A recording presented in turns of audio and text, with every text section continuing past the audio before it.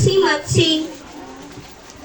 Noong unang panahon, sa tabi ng isang ilog na mapayapa, si Pagong at si Matsing.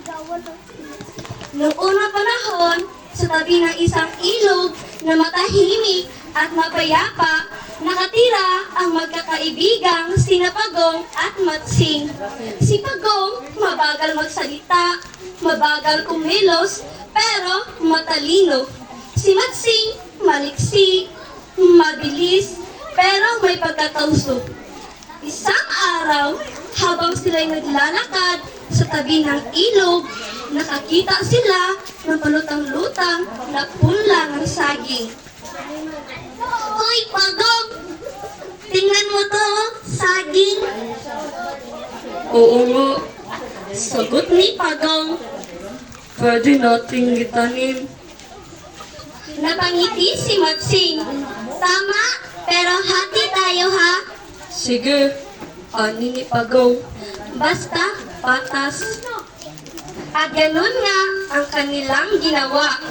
Ngunit nag-isip si Matsing. Ngiting aso niyang sabi, Pagong, ako na lang ang magtatanim. Mabilis naman ako eh. At si Pagong, aba, umayo naman. Kaya itinanim na ni Matsing ang saging sa kanyang bakuran. Araw-araw niya itong dinidiligan at inaarawan hanggang sa... Hoy! Namunga ng saging! Sigaw ni Matsing. Tuwa ang bumalot sa kanya. Pero sandali lang, naalala niya si Pagong. Ay, kalahati pala ito ni Pagong. Ngunit, dahil tuso si Matsing, nag-isip siya ng paraan. Kinuha niya ang buntong hininga at binaling ang isip. Ang usapan, hati kami. E di yung bunga sa itaas sa akin at yung ugat naman sa ilalim kay Pagong. Tama?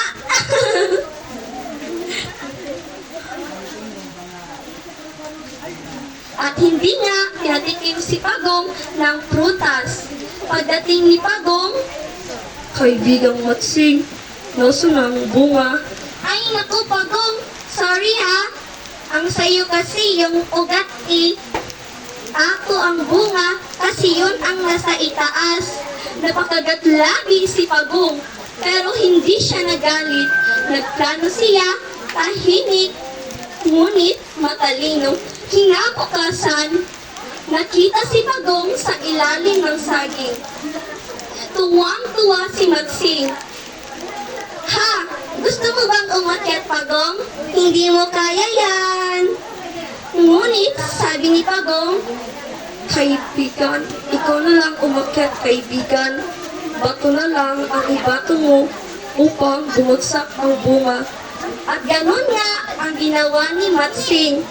Umakyat siya sa puno, hinapas ang bunga, ngunit hindi na siya bumaba. Kinain niya lahat.